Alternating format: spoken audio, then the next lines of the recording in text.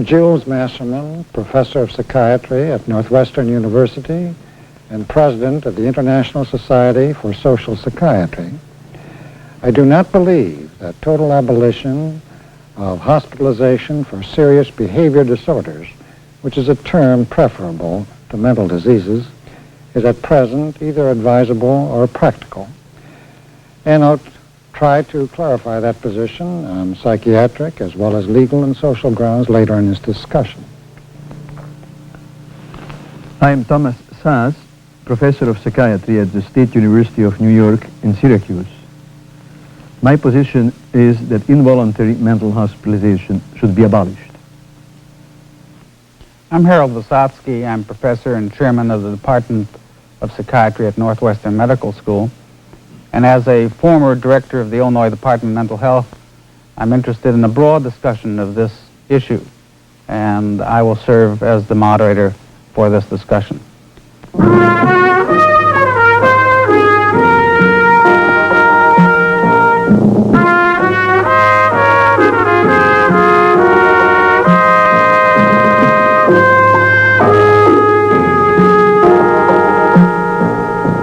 Welcome to the exploration of concepts and controversies in modern medicine. One of a series of programs dedicated to examining the uncertain, candidly recognizing that much of today's teaching is necessarily based upon opinions, and that the opinions of eminent physicians in a given field vary widely. The National Medical Audiovisual Center believes that openly airing such opposing views is a basic responsibility of medical communications. Dr. Harold Visotsky, Chairman, Department of Psychiatry at Northwestern Medical School, will act as moderator of this presentation. We will be discussing the issue of whether any conditions justify involuntary commitment of persons diagnosed as being mentally ill. There is a point of view which holds that involuntary commitment is never justified, that only voluntary commitment is ever justified in a democratic society. This point of view is supported on the basis of both libertarian views and the strong criticism of the quality as well as the intensity of mental health care and treatment in our mental institutions. When this is applied to harmless and eccentric acting individuals or peculiarly acting individuals in our society, we can see that this position can be strongly supported. However, when we see individuals who are clearly violent in their intent and in their propensity, and we see suicidal persons and patients in catatonic immobility. What does society have to do in order to safeguard their health and the health of society? And so involuntary commitment may be justifiable under what conditions? And in this discussion, we would like to cover all of these areas. The second point involves the consideration of confining individuals against their will because of the undesirable activities and the role that predictability, our ability to predict their acting out, has in involuntary commitment. I should like to start this discussion with the presentation of the view of Dr. Szasz. Well, I think I can best present my reasoning which urges the abolition of all involuntary mental hospitalization and treatment by first citing a quite typical example of it from the popular press, or the kind of circumstance which is considered to justify it, and then enumerating my reasoning. Now, I will quote very briefly from last week's Time magazine, which relates to the story of a 62-year-old prominent attorney, whose name need not be mentioned, a graduate of the Harvard Law School, an official of the United Church of Christ, who boarded an airplane from Boston to Washington, and with a broad grin asked the stewardess, "How long does it take to Cuba?" He was hauled off the plane, and when he was not sufficiently contrite, I quote, one of the police officers told him, "You be careful of what you say, or will send you to a state insane asylum for a 30-day examination. End of quote. Now, I consider this a typical example of the way psychiatry, institutional psychiatry, is used and not an abuse of it. If this man had not been as prominent as he was, he may very well have ended up in a psychiatric hospital. Now, the theoretical underpinnings of my position. First, I contend that psychiatry, and I distinguish sharply between psychiatry and neurology. Neurology deals with disease of the brain. I contend that what we now call psychiatry deals not with any kind of disease, but with human conflicts, or what I have sometimes called problems in living. It deals, as Dr. Visotsky already alluded to, for example, with people who behave in a deviant way or violently. Now, that what we call violent behavior, after all, is conflict. Somebody does not like the violence. Secondly, it is my opinion that confronted with an individual, and I don't think we should call such an individual a patient too readily, because the word patient implies that the person is sick and perhaps needs medical treatment. In my opinion, he's not a patient, he's a person, an individual who feels troubled. Thirdly, then, we come to the issue that commitment, as presently practiced and as historically justified, has been supported by a very ambiguous and confusing dual justification, namely that it helps the individual, for example, if he's suicidal, by preserving his life. I'll come back to this. And it also helps society by protecting society from unpleasant or harmful so-called mental patients. Now, I contend that these two functions have nothing in common and must be separated. Helping an individual must, in my opinion, in a free society, always be free and contractual.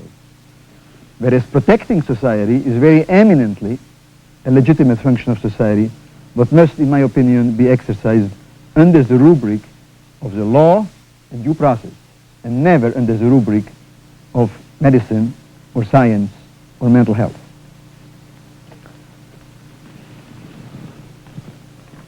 In short, then,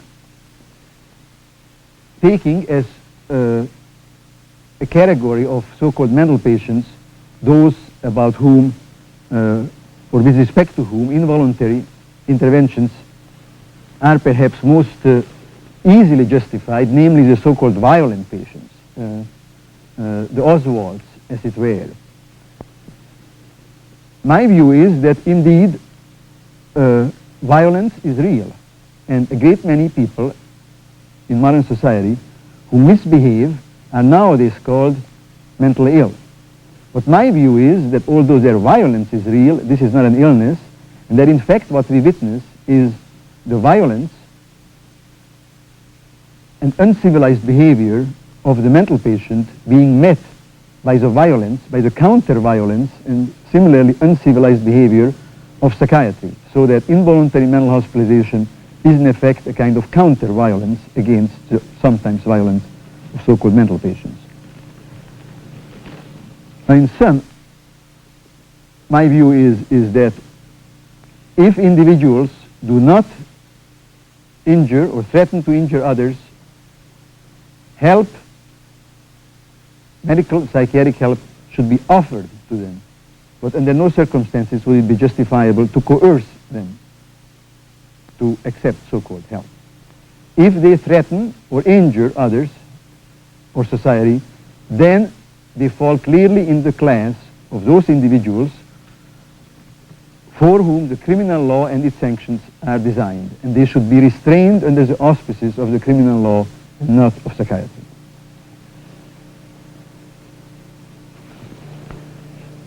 I think Dr. Masserman may want to discuss his aspects of this issue a little bit more broadly, and perhaps to initiate the discussion of Dr. Szasz's position, and I think we ought to get to it as soon as possible. Well, thank you, Harold. Tom, let's make my discussion completely impersonal so that there's nothing other than scientific issues between us.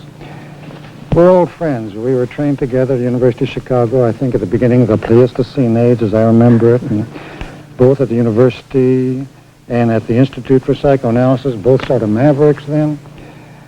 And I've followed your career with mixed feelings.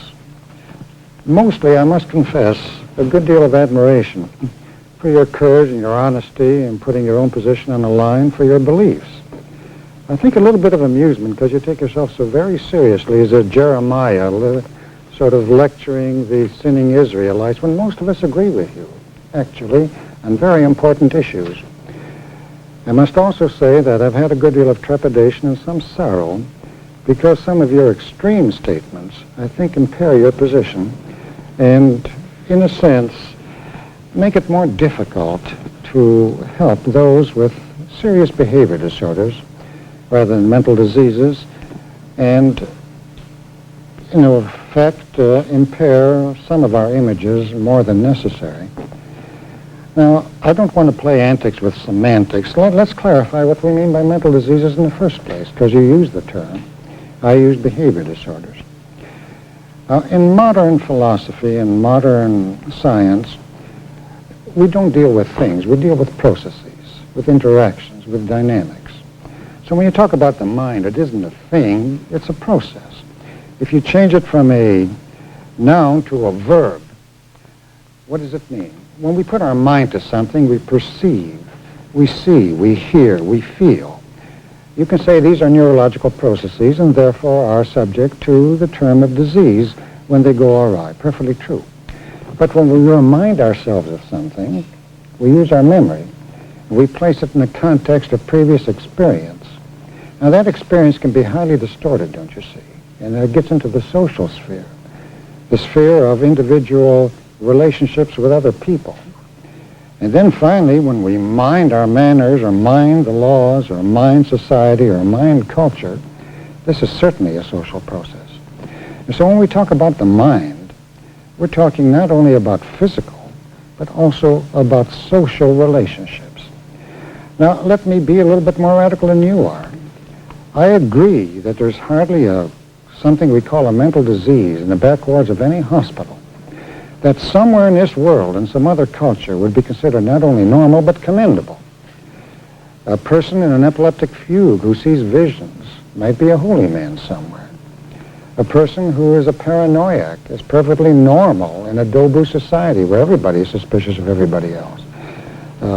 Somebody who we call exhibitionistic would be considered perfectly normal in a nudist colony, and if he tried to wear anything, would be considered obsessive-compulsive or whatnot. That's perfectly true. Then it's a relative thing, but then what do we mean by disease? Disease means that somebody's uneasy about something, which means that behavior is unpredictable. Now, this can be either individual or social. And this clarifies the whole concept, because an individual can be uneasy about organic disease, but he can also be exceedingly uneasy about his social relationships. He can be uneasy about his philosophy. So we have existential anxiety, and they can be uneasy enough, so they appeal for help and want it, and sometimes can be so uneasy they're confused and anxious and depressed and sometimes suicidal and don't know where to seek help and must be given it. Now, the society can be uneasy about these individuals also. Society is uneasy about the same three categories: physical, social, and philosophic. So, society is uneasy about pollution, about the spread of diseases. This is physical. But society is also uneasy about individuals that transgress its cultural norms. And this extends beyond crime. And society is also uneasy about philosophy, so we go to the moon to settle our cosmology, and we invent new religious systems to settle what we believe as values in life. All of these can get so deviant that an individual must interact with society in certain ways so that both are protected. Now, let me give you examples. Would you call epilepsy a disease? It's certainly a physical disease, isn't it? It's deviations in electroencephalogram. It's treated by drugs. You can find lesions in the brain in some cases and so on. But it's also a social disease. Would you want to drive with an epileptic bus driver? Would you like to have an epileptic pilot fly your plane? Who's going to judge that, a lawyer or a judge? You've got to have a psychiatrist say, look, this individual must be regulated because a psychiatrist has special information, both on the physical and on the social planes, as to what the interaction can be. What would you judge about the general paretic, for example? Can a lawyer diagnose that? Is it simply a question of some neurologist saying disease of the brain? You must also judge as to what his behavior can be social-wise. Now, I wish we had psychiatrists at the time, shall we say, of Frederick the Great, who was a paretic. Saved an awful lot of trouble, or Genghis Khan, who may have been a paretic. If psychiatrists had judged that these people should have been put under regulation, despite the laws that they themselves passed, a great deal of human sorrow would have been saved. And so, while I agree with you, we must not use our position as determiner of men's lives and liberty and so on. We still have special information and special training that do indicate when individuals need to be protected from themselves and society needs to be protected from them for mutual benefit. And this sometimes does take medical and psychiatric as well as legal process. You know, I can't help hearing as I listen to both of you a certain theme that comes through. You, Jules, feel that if psychiatrists were around when Genghis Khan was around, or Frederick the Great, that they could have stopped the activity. That was a political power decision. I'm not quite sure that psychiatrists are as powerful as you would want them to be, or as Tom fears that they are. And I think maybe this is the concept that we have to discuss. There is one issue that I'd like to take up with you, Tom, and that has to do with one of the statements that you said, that if individuals threaten or injure others, they fall into the class of criminal law and should be handled by the criminal system. You know, I'm also in agreement with most of the concepts of how to deal humanely with individuals who are deviant or have problems or may be ill by both their definition and ours.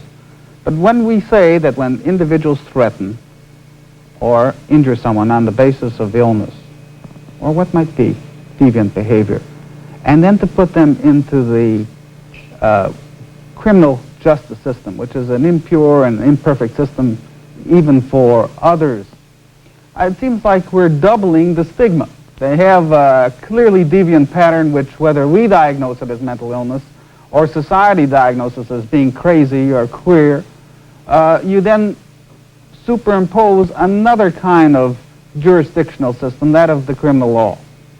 And what do? If they are guilty, do we send them to jails, which are imperfect facilities? You've equated jails with state hospitals, so it doesn't matter. You're saying what society is saying, let's get them out of here.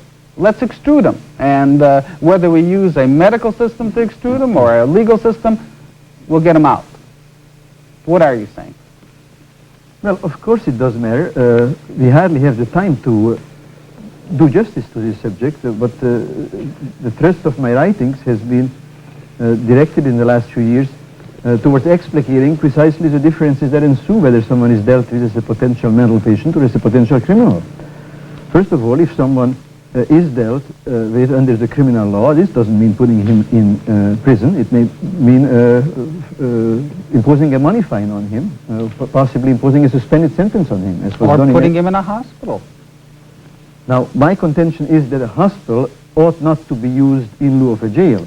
But I would just like to make one further comment on what you said, Harold, because, of course, you are right in a historical sense. Historically, psychiatry and many of the renamings of social problems as mental illnesses has come into being in an effort to humanize, to liberalize harsh, uncivilized penologic practices.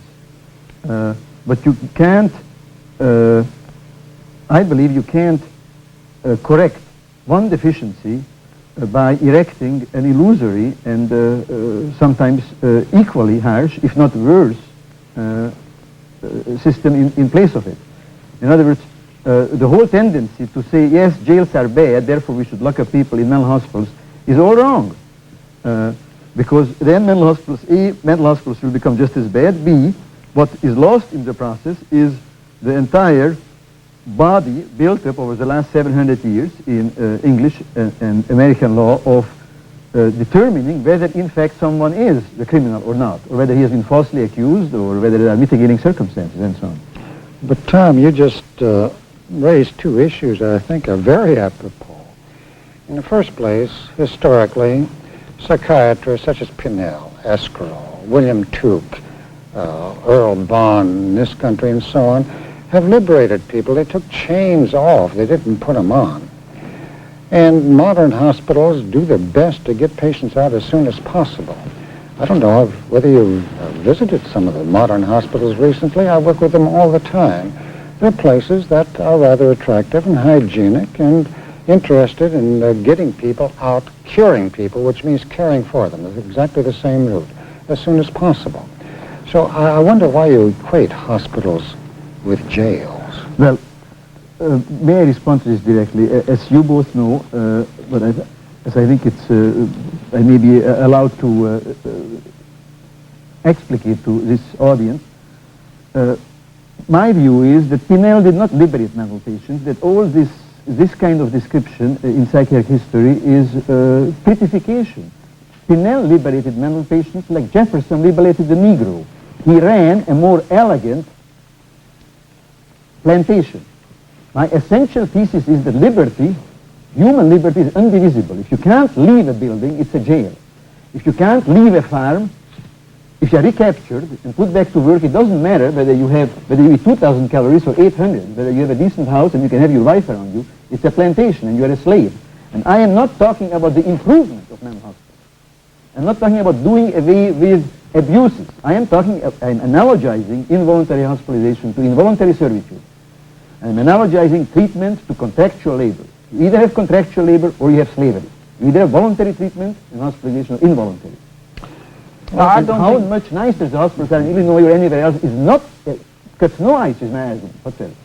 As a matter of fact, I'm not satisfied with the hospitals in Illinois. I am concerned, if I were following your train of thought, Tom, that what do you do with a patient who is suicidal and who's made suicidal gestures? Now, I've had discussions with students of law, and they say a man's body is his own. You know, they follow Mill's moral concept.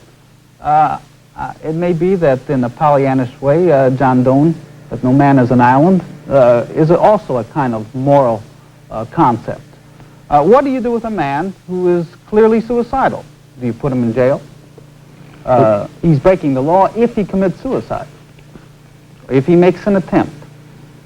But Harold, first of all, you realize, I hope you realize, and I want to make this again very clear, we have slipped into a purely moral discourse. Now, whether or not suicide is or is not a permissible act, or what kind of an act it is, has nothing to do, as I can see, as far as I can see, with medicine or psychiatry. No, let's see it as a conflict. You deal with the aspects of conflict. A man has a conflict with his environment, and he wishes to leave it. Well, by killing himself. 1 second. The whole concept of a man being suicidal is psychiatric euphemism. If a man wants to kill himself, how do you know it? Does he tell you? In what context does he tell you?